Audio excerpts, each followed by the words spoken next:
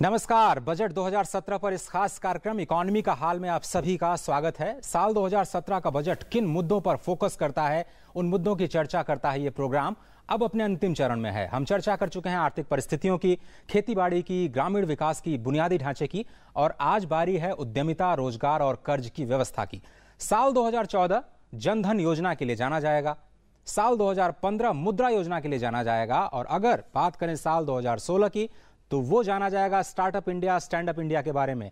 और आज चर्चा इसी के इर्द गिर्द होगी। हमारे साथ दो मेहमान हैं इस कार्यक्रम में, उनसे आपका परिचय करा दें। मेरे इमीडिएट लेफ्ट हैं RM मल्ला साहब, एमिनेंट बैंकर और बहुत पैशनेट हैं फाइनेंशियल इंक्लूजन को लेकर के। बहुत बहुत शुक्रिया इस कार्यक्रम में शामिल होने के लिए। साथ ही साथ राजू मोजा, एक यंग इंडिया के पहचान, स्टार्टअप इंडिया के पहचान, एक एंटरप्रेन्योर और स्टार्टअप। बहुत बहुत शुक्रिया राजू आपका भी इस प्रोग्राम में आने के लिए। शुरुआत करते हैं मुद्रा बैंक योजना, या क्या है कि प्रधानमंत्री मुद्रा योजना। आइए देखते हैं कि ताजा आंकड़े क्या हैं और कहां तक पहुंची है गाड़ी, क्योंकि ये एक गेम चेंजर माना जा रहा है। ये एक बहुत बड़ी योजना मानी जा रही है। कितने करोड़ लोगों को फायदा अभी तक हुआ है? 2,26,63,400। और अगर आप इसको करीब करीब 5 लोगों का एक परिवार माने तो 10 करोड़ से ज्यादा लोग इसके टच में, यानी इससे जो स्पर्श जो ये योजना है वो कर चुकी है। लोन राशि कितनी मंजूर हुई अभी तक? 94,575 करोड़ ये सैंक्शन राशि है। और आइए देखते हैं कि अब कितने करोड़ रुपए के लोन दिए जा चुके हैं। लोन बांटा जा चुका है 88,188 करोड़। ये 3 आंकड़ों के जरिए हमने आपको एक मोटी तस्वीर दिखाई कि कितने करीब करीब अगर 2-2.25 करोड़ लोग इस योजना से प्रभावित होते हैं, और अगर उसको 5 से एक बहुत सिंप्लीफाई किया जाए, मल्टीप्लाई करके, तो करीब करीब 10-11 करोड़ लोग इससे जुड़ चुके हैं। मल्ला साहब, क्या ये पिछले बजट का एक मास्टर स्ट्रोक था? अब मानते हैं? मैं बिल्कुल मानता हूं। किसी भी देश की प्रगति में सबसे इंपॉर्टेंट 2 चीजें होती हैं। एक होती है एंटरप्रेन्योरशिप और दूसरी होती है कैपिटल।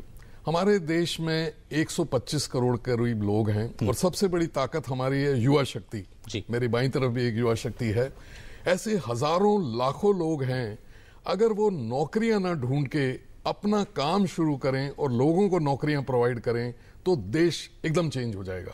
मगर उनको एक दूसरी चीज की जरूरत है, वो है कैपिटल। और कैपिटल 2 तरह की होती है, एक तो इक्विटी और दूसरा लोन। हमारे देश में बैंकिंग काफी बड़ी, बट उसके बावजूद भी जो फोकस्ड लैंडिंग थी, वो कमर्शियल बैंक अक्सर ये देखा करते थे कि क्या सिक्योरिटी क्या है। मुद्रा ने एक ऐसा विश्वास लोगों में पैदा कर दिया कि अगर आपके पास कोई वाइबल प्रपोजल है तो इस देश के सारे बैंक, वित्तीय संस्थान आपको लोन देंगे और आपकी कोलेटरल सिक्योरिटी की तरफ नहीं देखेंगे। जैसा अभी आपने बताया, अगर हमारे देश में 10 से 15 करोड़ एंटरप्राइजेस बन जाएं, और 2 करोड़ अब बन चुकी हैं, मैं आपको उम्मीद दिलाता हूं कि हमारे देश की तस्वीर बदल जाएगी। सर, लेकिन मल्ला साहब, एक और बात थोड़ा सा आगे बढ़ाते हैं। इसका जो टारगेट है वो 25% जो बॉटम अप पिरामिड है उसको छूना है। अभी ये करीब करीब 8-9-10% तक गया है। अगर हम 10 करोड़ लोगों की बात करें कि ये छू चुकी है योजना, ये जो 25% का जो टारगेट है, वो क्या इस बजट में कुछ संकेत मिल सकता है कि उसको कैसे छुआ जाएगा और कैसे उसको प्राप्त किया जाएगा?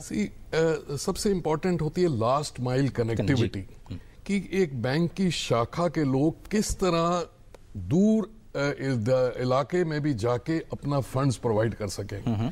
और मुझे पूरी उम्मीद है कि जिस तरह से बिजनेस कॉरेस्पॉन्डेंट मॉडल था जो कि सेविंग्स वगैरह करते थे, इसी तरह का मॉडल लैंडिंग में भी आना चाहिए। कुछ ऐसे इंटरमीडियरीज हों जो कि बैंक की सुविधा को एक एंटरप्रेन्योर तक ले जा सके। इसका संकेत जरूर आ सकता है और कई तरह से आ सकता है। उनको इंसेंटिवाइज किया जा सकता है और मुझे लगता है कि ये होना चाहिए। जो एक छोटा सा कमेंट आपसे चाहेंगे, ये जो मुद्रा योजना है, जो विदाउट कोलेटरल लोन पहली बार एक तरह से कही जाए कि सरकार ने कोशिश की है, और क्रेडिट गारंटी की भी जो घोषणा है वो कैबिनेट ने कर दी है। ये जो इकोसिस्टम में चेंज है आज से 3 साल पहले, 5 साल पहले, कितना महत्वपूर्ण है? देखिए, प्रिंसिपली तो महत्वपूर्ण है, लेकिन मैं मल्ला साहब को पता होगा, पहले भी एक स्कीम थी जो चल रही, CTG SME स्कीम, जो 1 करोड़ तक की लोन, नॉन कोलेटरलाइज्ड लोन बैंक दे सकता के जरिए, जो सिडबी नहीं, कोई भी पंजाब नेशनल बैंक, उसमें बहुत सारे बैंक्स थे उसमें इन्वॉल्व थे। तो इम्प्लीमेंटेशन में हमेशा रुकता था। ओके, मल्ला साहब तो इसके मतलब ही knows ins and outs of it, तो वो इम्प्लीमेंटेशन पे हमेशा रुकता था। उसको अगर इसको मुद्रा बैंक को पर्कुलेट करना, जैसे ये बोल रहे थे, इसको बैंकिंग कॉरेस्पॉन्डेंट्स के साथ जोड़िए, आप इसको पर्कुलेट डाउन कर दीजिए, इंप्लीमेंटेशन पे फोकस कर दीजिए। इंडिया में प्रॉब्लम क्या है कि स्कीम्स तो बहुत अच्छी हैं, लेकिन इंप्लीमेंटेशन में हमारा फोकस अनाउंसमेंट्स पे जाता है, लेकिन इंप्लीमेंटेशन पे नहीं जाता है। वो की है। मल्ला साहब, आप तो खुद आईडीबीआई को हेड कर चुके हैं, इतना बड़ा संस्थान जो पहले उद्योग के ऋण के लिए ही बना था और उसके बाद में एक फाइनेंशियल इंस्टीट्यूट के तौर पे आया। क्या आप इकोसिस्टम में कुछ चेंज देखते हैं? अगर लेंडिंग की बात की जाए, अगर केवल 2-2.5 सालों की बात की जाए, तो क्या बैंकों का नजरिया बदला है उद्यमिता को लेकर के, एंटरप्रेन्योरशिप को लेकर? बिल्कुल बदला है। मैं आपको ग्रास रूट की बात बताता हूं कि आप 1000 करोड़ रुपए का लोन एक कंपनी को दें या 1-1 करोड़ के 1000 लोन दें, ये दुनिया में स्थापित हो चुका है कि हमेशा अच्छा रहता है छोटे छोटे लोन ज्यादा लोगों को दो। उस डाइवर्सिफिकेशन के कई फायदे होते हैं। अगर आपने एक ही लोन 1000 करोड़ का एक बड़ी कंपनी को दे दिया और वो डामाडोल हो गई, तो आपका 1000 करोड़ रुपया खतरे में आ सकता है। जबकि 1-1 करोड़ रुपए के 1000 कंपनियों के लोन में हो सकता है 2-4 खराब हों। ये नंबर 1 है। इस डाइवर्सिफिकेशन को ज्योग्राफिकल डाइवर्सिफिकेशन हो सकता है, इंडस्ट्री वाइज डाइवर्सिफिकेशन हो जाता है। तो और साथ साथ में एक बहुत महत्वपूर्ण चेंज हुआ है रिजर्व बैंक की प्रायोरिटी सेक्टर की डेफिनेशन में। पहले जो था, माइक्रो एंटरप्राइजेस के अलग से कोई सब सेक्टर का फिक्स नहीं था, अब वो भी फिक्स हो गया। तो अगर वो बैंक अचीव नहीं करेंगे तो उनको एक सॉर्ट ऑफ ए पेनल्टी देनी पड़ती है, जिसको कि RIDF के थ्रू नाबार्ड या सिडबी में वो पैसा चला जाता है।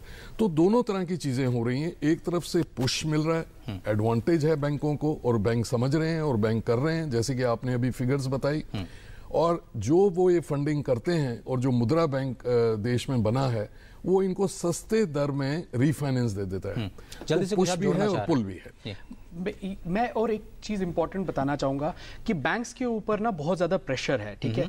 बैंक्स का काम है पैसा देना और पैसा लेना, लेकिन इंडिया में जैसे जनधन योजना हुई, पेंशन हो गया, there is so much of pressure, targets है पब्लिक सेक्टर बैंक में, जो उनका पूरा फोकस उस पर जाता है। जो प्राइम, जो हमारा फोकस बैंक का हमेशा फोकस होना चाहिए, इट शुड बी लेंडिंग और बोरोइंग, मतलब पैसा लेना और पैसा देना। लेकिन जब हम सारी स्कीमें इनके थ्रू डाउनलोड करते हैं, तो बैंक्स के ऊपर, मैं आपको ऑन द ग्राउंड जो हो रहा है वो बता रहा हूं आपको। चलिए, आप कह रहे हैं जो कोर बिजनेस है वही करना चाहिए। और ज्यादा फोकस्ड प्रायोरिटी सेक्टर लेंडिंग, लेकिन वो बहुत इंपॉर्टेंट है मुल्ला साहब। प्रायोरिटी सेक्टर लेंडिंग ठीक है, लेकिन जैसे आप पेंशन आपके थ्रू, ये बैंक के लिए प्रॉफिटेबल नहीं, उसका बैंडविड्थ जा रहा है। मैं पेंशन की बात कर रहा हूं। चलिए, तो अब हम आपके जो आपसे जुड़ी योजना है, जो स्टार्टअप इंडिया योजना जो अभी लॉन्च की गई, उसकी ओर रुख करते हैं और अब देखते हैं कि जो ये अभियान, सरकार इसे एक अभियान का नाम दे रही है, एक आंदोलन का नाम दे रही है। आप जानते हैं कि जो जनधन योजना है वो तो मिशन के तरीके से शुरू की गई थी, मुद्रा योजना भी मिशन के तौर पर शुरू की गई, लेकिन अब ये एक आंदोलन है। स्टार्टअप को सहारा देने के लिए 10,000 करोड़ रुपए के फंड्स ऑफ फंड कहें तो उसकी व्यवस्था की जा चुकी है। बजट में शायद कुछ ऐलान देखने को मिल सकता है। दूसरा बड़ा पॉइंट स्टार्टअप इंडिया का, एक ही दिन में शायद अब मोबाइल ऐप पर ही रजिस्टर हो पाएगी कंपनी, जिसे करीब 3 महीने तक लग जाते थे आज से 3 से 4 साल पहले। आगे बढ़ते हैं। 3 साल के मुनाफे पर कोई भी टैक्स नहीं। कोई भी अगर आप प्रॉफिट करते हैं, ये 5 साल के लिए है, लेकिन आप 3 साल तक मुनाफा करते भी हैं तो उस पर कोई भी टैक्सेशन नहीं हो। और सबसे बड़ी बात कि सरकार ने कहा कि वो एक फैसिलिटेटर का काम करेगी। आसान एग्जिट की व्यवस्था जो अभी नहीं है, शायद उसके लिए कानून जरूर बनाना पड़े, लेकिन सरकार उसके लिए भी बैंक्रप्सी जो लॉ है उसमें बदलाव करने की कोशिश कर रही है। पेटेंट की प्रक्रिया आसान होगी, 80% तक उसकी भी कीमत कम हो जाएगी। तो जो इकोसिस्टम बनने की और जो पहला कदम बढ़ाया गया है स्टार्टअप इंडिया के तहत, शायद ये एक मील का पत्थर साबित होगा। राजू जी, क्या आप मानते हैं कि ये जो शुरुआत हुई है वो वाकई में एक गेम चेंजर होगा? ये एक पर्सपेक्टिव की वजह से गेम चेंजर है, क्योंकि आज तक किसी ने इतनी स्टार्टअप इंडिया के बारे में कभी बात नहीं की थी। तो एक बड़े लेवल पे बात करना बहुत एक लैंडमार्क चीज है, उसको मैं डिनाई नहीं करता। लेकिन एट द सेम टाइम कुछ पॉलिसी इश्यूज है जो 1.5 साल के बाद, क्योंकि आप देखिए मई 2014 से हम सुन रहे थे कि कुछ ना कुछ एक पॉलिसी इनिशिएटिव आ गया, लेकिन वो अभी भी हाफ लिम्बो है। जैसे कि आपको बोला गया है कि अभी हम उसके बारे में सोचेंगे, आपको 1.5 साल लग गया सोचने में। ये मतलब ये एक छोटी छोटी चीजें, जैसे आपको स्टार्टअप की डेफिनेशन है, उसके लिए आपने फिर ब्यूरोक्रेसी को बढ़ा दिया, इंटर मिनिस्ट्रियल एडवाइजरी बोर्ड के पास आपको जाना है, फिर आपको वो लेना पड़ेगा। सो बट ओवरऑल जो है आई एम फैसिनेटेड कि बहुत अच्छी बात है, स्टार्टअप इंडिया के बारे में बात हो रहा है। एक वक्त में इंडिया में एक एंटरप्रेन्योर होना बहुत सोसाइटी के लिए, मतलब बिकॉज ऑफ सोसाइटी जैसे थी कि एक एंटरप्रेन्योर रिस्क ज्यादा आपको शादी नहीं मिलती थी, सरकारी हर कोई सरकारी मुलाजिम ढूंढता था, उस हिसाब से एक पैराडिगम शिफ्ट आ गया है, ठीक है। लेकिन अगर ये शिफ्ट आया है तो इसको पूरी तरह अच्छी तरह कार्यान्वित कीजिए। सबसे बड़ा, मैंने लास्ट टाइम भी एक प्रोग्राम में बोला था कि जो ये डीआईपीपी के अंडर है, डीआईपीपी अगेन बहुत काम कर रही है, वो मेक इन इंडिया कर रही है, प्रेशर के अंडर है, इसको एक फाइनेंस मिनिस्ट्री के अंदर लाइए, एक joint secretary, under secretary, deputy secretary के अंदर, एक परव्यू के अंदर लाइए और उसको फोकस्ड एरिया दे दीजिए कि ये करना है, तो मुझे लगता है ये ज्यादा अच्छा होगा। मतलब साहब, ये जो इकोसिस्टम है उसके बारे में आपकी अपनी क्या राय है? और जिस तरह से ये फोकस किया जा रहा है कि जॉब जनरेट करने वाले इस देश में पैदा किए जाएं, जॉब सीकर्स, जिनके लिए शादी की दिक्कत नहीं होती लेकिन जो जॉब क्रिएट करते हैं शायद उनको मुश्किल होती है, क्या कहेंगे? देखिए, इकोसिस्टम, मैं आपको एक बड़ी इंटरेस्टिंग चीज बताता हूँ। ये हिंदुस्तान में पहली बार आज से 50 साल पहले एक्सपेरिमेंट हुआ था। एक यूएस के बिहेवियरल साइंटिस्ट डगलस मैकग्रेगर ने एक एक्सपेरिमेंट किया था। क्या एंटरप्रेन्योर पैदा होते हैं? बिजनेसमैन इज बॉर्न और businessman can be developed. First time in Andhra Pradesh experiment was done और ये पाया गया था कि अगर थोड़ा सा भी ट्रेट हो किसी में तो एंटरप्रेन्योरशिप डेवलप की जा सकती है। और हिंदुस्तान पहला देश था जिसने इस पे काम किया। धीरे धीरे काम होता रहा, हमारी एंटरप्रेन्योरशिप बढ़ी है। अगर आप देखें 1947 से लेके 1980 तक जो टॉप 10 इंडस्ट्रीज थे वो वही थे, टाटा, बिरला, बांगुर, उनका नंबर आगे पीछे होता था। जब आप 2000 में देखेंगे तो जो टॉप 10 इंडस्ट्रियलिस्ट हैं वो 1948 में थे ही नहीं। और मैं आज आपको भविष्यवाणी कर रहा हूं कि 2025 के जो टॉप 10 इंडस्ट्रियलिस्ट होंगे वो अभी तक पैदा भी नहीं हुए। और वो लोग कौन होंगे? वो मुझे लगता है वो लोग होंगे जो उस दिन ऑनरेबल प्राइम मिनिस्टर के फंक्शन में विज्ञान भवन में बैठे थे। जैसा उन्होंने उस दिन बोला कि विज्ञान भवन तो भर जाता है, बट जो एनर्जी देखने को मिली थी, और मैं आपको विश्वास दिलाता हूं कि इस तरह से जो गवर्नमेंट की फोकस्ड अटेंशन होती है, कमियां हर चीज में होती हैं, but right up to honourable prime minister and entire cabinet जब इस बारे में सोचेगी और हमारे देश में इतनी एनर्जी होगी, मुझे पूरा विश्वास है कि जो छोटी मोटी मुश्किलें हैं, आपने अभी दिखाया एक दिन में कंपनी रजिस्टर होना, एग्जिट का होना बड़ा जरूरी होता था, अदरवाइज एक आपका बिजनेस फेल हुआ तो आपको बैंक हाथ ही नहीं लगाते थे। अब बड़े आराम से होगा कि ठीक है, ये मैंने बिजनेस शुरू किया, ये नहीं चल पाया, जैसा कि बाकी दुनिया में होता है, मैं दूसरा बिजनेस कर सकता हूं। तो मुझे लगता है इकोसिस्टम में एक ग्रेट चेंज आया है और अगले 5 से 7 साल में हमारा देश वाकई जिसको कहते हैं सोने की चिड़िया था, दोबारा से बनेगा। राजू, क्या आप भी मानते हैं कि आगे जाते हुए ये जो जॉब क्रिएटर्स हैं वो पैदा होंगे, और जो आइडियाज और इनोवेशन की बात हो रही है, वो जो लास्ट माइल कनेक्टिविटी की बात मल्ला साहब ने की, क्या छोटी जगहों से आइडियाज निकलेंगे, इनोवेट करके वो इंटरनेशनल लेवल तक जाएंगे और स्केल अप कर पाएंगे? हाँ, एस्पिरेशंस है। जो आप देख रहे हैं, जो विज्ञान भवन में जो एनर्जी थी वो पेंट अप एस्पिरेशंस थी, उसकी मैनिफेस्टेशन, उसकी बाहर वो एक ग्लोबल स्केल पे आ जाएंगी। हमारे पास छोटी छोटी कंपनियां, हमने अभी देखिए भोपाल में एक कंपनी है कबाड़ीवाला.com है, ठीक है, छोटा सा काम कबाड़ी का कर रहा है, लेकिन उसका नजरिया भोपाल तक का नहीं है, उसका नजरिया दुनिया तक का नजरिया है। इसी तरह कश्मीर से कश्मीरबॉक्स.com एक वेंचर है, छोटा सा वेंचर था, कश्मीर से निकला था, आज वो यूएसए में उसका लॉन्च हो गया। तो इस एस्पिरेशंस को छोटे लेवल पे ये ग्लोबल बढ़ जाएंगी, और जो अंदर से जो एस्पिरेशनल माइंडसेट है जो एंटरप्रेन्योर का, वो धीरे धीरे अनलीश होगा। चलिए, ये पोटेंशियल जो है अनलीश होगा।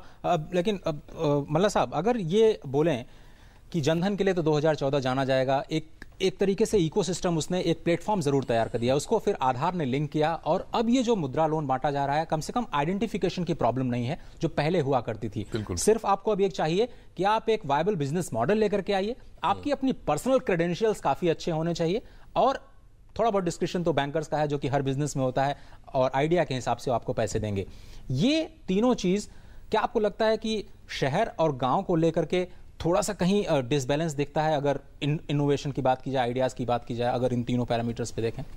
देखिए, थोड़ा बहुत फर्क तो हमेशा रहेगा कि जहां पे फैसिलिटीज ज्यादा होंगी वो obviously ease of doing business वहां ज्यादा होगा।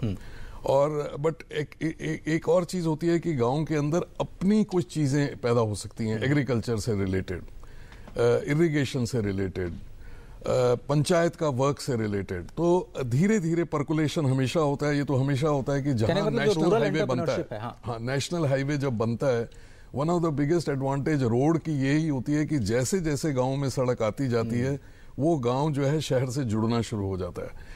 उसके ऊपर भारत बहुत काम कर रहा है। तो मुझे उम्मीद है कि ऑफ कोर्स शहरों से ये धीरे धीरे गांव में जाएगा और पिछड़े गांव में जाएगा, क्योंकि हर गांव की अपनी कोई जरूरत होती है। राजू, जल्दी से आप बताएं कि अगर आपको रूरल एंटरप्रेन्योरशिप को बढ़ावा देना है, मिट्टी कूल जैसे एक राजकोट में एक छोटी सी जगह है, मिट्टी से वो चीज बनाते हैं, कुकर्स बनाते हैं और आपको यूटेंसिल्स बनाते हैं और एक तरह से स्केल अप कर चुके हैं वो। अगर उसको खेती बाड़ी से जोड़ना है, रूरल इकोनॉमी से जोड़ना है, क्या किया जाना चाहिए?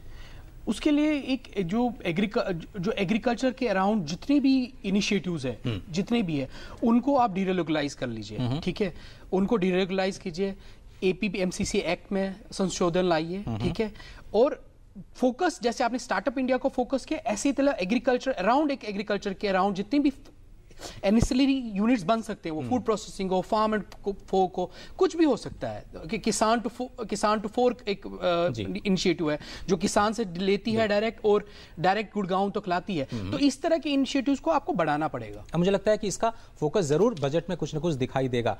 अब बढ़ते हैं अपने तीसरे सेगमेंट की तरफ, जिसे हम कह रहे हैं स्टैंड अप इंडिया। बहुत सारे लोगों को नहीं पता है कि स्टार्टअप इंडिया और स्टैंड अप इंडिया दो अलग अलग मिशन है। स्टार्टअप जहां केवल उद्यमिता, एंटरप्रेन्योरशिप पे फोकस करता है, स्टैंड अप उन लोगों को, यानी हर बैंक शाखा से अगर बात की जाए तो एक महिला उद्यमी और एक SC/ST कैटेगरी के उद्यमी का हाथ पकड़ना, हैंड होल्डिंग करना, उनको एक तरह से उद्यमी बनाना, ये एक कोशिश होगी। और देश के हर बैंक शाखा को ये हिदायत दी गई है, चाहे वो सरकारी बैंक की शाखा हो या फिर निजी क्षेत्र के बैंक की शाखा हो, कि आपको हर ब्रांच में कम से कम एक महिला उद्यमी का हाथ थामना है, कम से कम एक दलित उद्यमी का हाथ थामना है और उसको समाज के समकक्ष ला करके खड़ा करना है, वहां पर उद्यमिता का विकास करना है। और इसलिए मेरे हिसाब से स्टैंड अप इंडिया की जो योजना है वो बहुत बड़ा गेम चेंजर होने जा रहा है, क्योंकि अगर आप 1.25 लाख, तो मुझे करेक्ट करेंगे, अगर आप 1.25 लाख ब्रांचेस हैं देश में, तो करीब करीब 2.5 से 3 लाख उद्यमी ये योजना क्रिएट करने जा रही है, जो स्टार्टअप इंडिया से बिल्कुल जुदा है।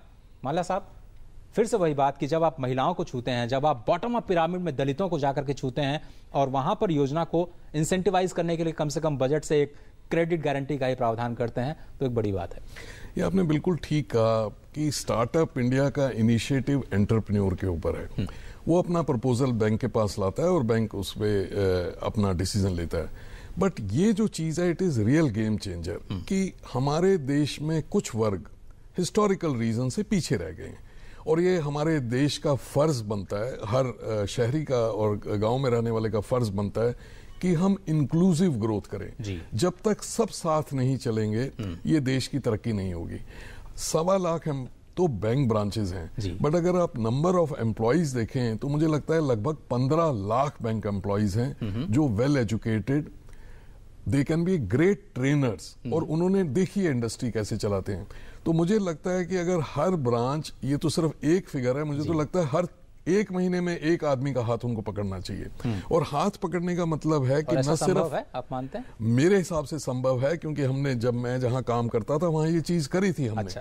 और वो जब हाथ पकड़ेंगे तो वो उनको सिखाएंगे, मार्केटिंग में कोई प्रॉब्लम आ रही है, प्रोडक्शन में कोई प्रॉब्लम आ रही है, ऑर्गेनाइजेशन में कोई प्रॉब्लम आ रही है, क्योंकि उनको एक्सपीरियंस है। सो ये जो हाथ पकड़ने वाली बात है, ये हमारे देश के लिए वाकई एक गेम चेंजर। मैं तो चाहता था कि राजू आपके साथ एक महिला उद्यमी भी हमारे इस कार्यक्रम में शामिल हो पाए, लेकिन वक्त की कमी की वजह से हम नहीं कर पाए। अगर आप वुमेन एंटरप्रेन्योरशिप को बढ़ावा देते हैं, तो क्या वाकई कुछ चेंज होता है इकोसिस्टम में? बहुत ज़्यादा चेंज होता है, बहुत ज़्यादा चेंज होता है, क्योंकि एक वुमेन एंटरप्रेन्योरशिप से एक सबसे बड़ी बात, एक आपका एक दूसरे को एक एस्पिरेशन मिलती है, ठीक है? उस इकोसिस्टम में एक वुमेन एंटरप्रेन्योर कुछ करती है तो 10 को वही एस्पिरेशन मिलती है, उससे फिर पर्कुलेट डाउन हो जाता है। That's how it begins and that's, मतलब तभी एक आगे वो जो वो महिला का विकास है वो हो सकता है। और सर मुझे याद है, मोज़ेस जी ने बिल्कुल ठीक कहा। अगर आप हमारे देश में माइक्रो फाइनेंस इंस्टीट्यूशन की वर्किंग भी देखें, उन्होंने 99% लोन विमेन एंटरप्रेन्योर्स को ही दिए थे, और उससे पूरा घर आगे बढ़ता है। और सेल्फ हेल्प ग्रुप की जो पूरी डेफिनेशन होती है, क्योंकि अगर माँ काम करने लगे और वो उसके बच्चे, पूरे घर, उसका पति, सब सुधर जाते हैं। और सबसे बड़ी बात ये थी कि उसमें जो रिपेमेंट थी वो वर्चुअली 100% रिपेमेंट थी। चलिए एक छोटा सा ब्रेक लेते हैं। ब्रेक के बाद हमारा खास चलिए ब्रेक हमारे पास नहीं है, हम सीधे रैपिड फायर राउंड पर जाते हैं क्योंकि ये हमारा अंतिम चरण है। और रैपिड फायर में आइए देखते हैं आज का पहला सवाल क्या है। तो पहला सवाल देखते हैं आपकी स्क्रीन पर थोड़ी देर में आने वाला है। पहला सवाल मल्ला साहब के लिए, हम देखते हैं क्या है बजट को लेकर के। सवाल नंबर 1, मुद्रा योजना को और असरदार बनाने के लिए क्या करना होगा मल्ला साहब? जो जिस तरह के कदम उठाए और जिस तरह की आप फिगर्स बता रहे हैं तो वो बहुत एनकरेजिंग है। और इसमें जो जिस तरह का काम हो रहा है ये बढ़ते रहना चाहिए क्योंकि हमारे देश में पोटेंशियल बहुत ज्यादा है। अभी मुद्रा बैंक जो है इनडायरेक्ट फाइनेंस कर रहा है। जी रीफाइनेंस।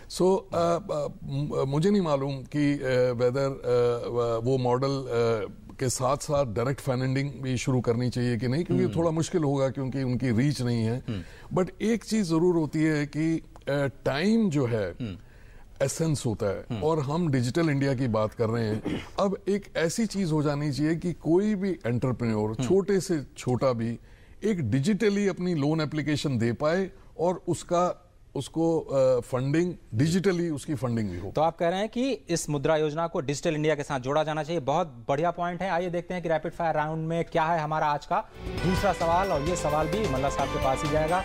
सवाल नंबर 2, जनधन मुद्रा स्टैंड अप योजना, इसके बाद अब क्या कमजोर कड़ी बची है जो इस बजट में शायद छू सकते हैं वित्त मंत्री मल्ला साहब? ये देखिए, एक सबसे बड़ी बात जो मैं कहना चाहूंगा कि किसी भी देश की तरक्की के लिए बैंकिंग बड़ी स्ट्रांग होनी चाहिए। और फॉर हिस्टोरिकल रीजंस इकोनॉमी की ग्रोथ की वजह से थोड़ा सा एनपीए हमारे देश में हुआ है जिसकी वजह से काफी कंसर्न्स हो रहे हैं। गवर्नमेंट ऑफ इंडिया बड़ी कीन है कि वो बैंक्स की कैपिटलाइजेशन करेगी, जो कि बड़ी अच्छी चीज है। बट साथ साथ जो एनपीए टाइप की चीज में काफी घबराहट सी फैली हुई है। मेरा सजेशन तो ऑनरेबल फाइनेंस मिनिस्टर को रहेगा कि बैंक्स के एनपीए खरीद के एक अलग से ऑर्गेनाइजेशन बनानी चाहिए और एक कैश न्यूट्रल ट्रांजैक्शन कर देना चाहिए, जिससे कि बैंक्स के एनपीए भी कम होंगे और वो नई ऑर्गेनाइजेशन जो है एनपीए पे अपनी तवज्जो दे सके। सर, इसी से जुड़ा हमारा तीसरा सवाल है। आइए देखते हैं कि क्या है हमारा आज का रैपिड फायर सवाल नंबर 3, और शायद अगर जवाब कुछ बाकी था तो दे सकते हैं। बैंकिंग सेक्टर की हालत पटरी पर लाने के लिए वित्त मंत्री क्या कदम उठा सकते हैं मल्ला साहब? एक तो मैंने जैसे कहा कि एनपीए का sell out, capitalisation of banks बड़ी जरूरी है। और एक और बड़ी बात आ गई है कि हमारे देश के अंदर बैंक्स बहुत ज्यादा हैं और कई बैंक काफी छोटे हैं। कंसोलिडेशन मेरे ख्याल से एक बड़ा इंपॉर्टेंट एक सब्जेक्ट है जो कि इस साल कुछ होना चाहिए। और एक चौथी चीज है कि बैंक्स के जो डिपॉजिट्स हैं वो compete करते हैं प्रोविडेंट फंड और नेशनल स्मॉल सेविंग से। जब तक कि नेशनल सेविंग स्कीम के रेट ऑफ इंटरेस्ट कम नहीं होंगे, बैंक्स अपने फिक्स डिपॉजिट के रेट कम नहीं कर पाएंगे। तो मेरी तो ये उम्मीद है कि नेशनल सेविंग स्कीम के रेट थोड़े से कम होने चाहिए ताकि बैंक्स भी अपने रेट कम कर सकें। ये शायद बहुत सारे लोग न जान पाए। मुझे मालूम है कि इन्फ्लेशन की वजह से शायद ये उतना ना हो पाए, बट एक सिग्नल जरूर जाना चाहिए। साहब, अगला सवाल आपके लिए ये है। आइए देखते हैं कि हमारा आज रैपिड फायर राउंड में क्या है अगला सवाल। सवाल नंबर 4, बजट अर्थव्यवस्था में ब्याज दरों के लिए क्या संकेत दे सकता है? क्योंकि बजट सिर्फ सिग्नल देता है, फैसला अंतिम आरबीआई को ही करना है। सिग्नल क्या मिलेंगे सर? सिग्नल तो जैसे मैंने कहा कि provident fund, national saving scheme में शायद थोड़े से रेट ऑफ इंटरेस्ट कम करने की तो आप कह रहे हैं कि ब्याज दरें कम होने के संकेत देंगे वित्त मंत्री? देने चाहिए, बिकॉज जब तक वो नहीं होंगे तब तक चलिए अब कम नहीं होंगे। अगले सवाल की तरफ चलते हैं। ये सवाल जाएगा राजू मोजा जी के पास। आइए देखते हैं कि क्या है हमारा सवाल नंबर 5। स्टार्टअप इंडिया से जुड़ा। स्टार्टअप इंडिया के लिए बजट में क्या कुछ और सौगात देंगे वित्त मंत्री मोजा जी? एक तो जो स्टार्टअप की डेफिनेशन है उसको ईज आउट कर दीजिए, ठीक है। सेकंड, जो इंटर मिनिस्ट्रियल जो एडवाइजरी बना है उसको जल्दी से कार्यान्वित कर दीजिए, ठीक है। और थर्ड, जो उन्होंने स्टार्टअप फंड की बात की है उसको इम्प्लीमेंटेशन कर, बस 3 चीजें कीजिए, बाकी और ज्यादा अनाउंसमेंट्स करने की जरूरत नहीं। जितना बोला है उतना इम्प्लीमेंट कर दीजिए। बहुत बहुत शुक्रिया। इम्प्लीमेंटेशन इज देखिए, एक सवाल और था लेकिन हमारे प्रोड्यूसर साहब का आदेश आ चुका है, इस प्रोग्राम को यहीं समाप्त करना पड़ेगा। बहुत बहुत शुक्रिया राजू मोजा जी इस कार्यक्रम में शामिल होने के लिए। डॉक्टर मल्ला, बहुत बहुत शुक्रिया हमेशा की तरह इस कार्यक्रम में इतना पैशनेटली फाइनेंशियल इंक्लूजन के जो मुद्दे हैं उन पर अपनी राय रखने के लिए। तो फिलहाल आज के इस कार्यक्रम में सिर्फ इतना ही। कल इसी वक्त हम आएंगे तो बात करेंगे सब्सिडी की, क्योंकि सब्सिडी भी एक बहुत ही अहम मुद्दा है बजट 2017 के लिए। कहीं मत जाइए, देखते रहिए डीडी न्यूज़। नमस्कार।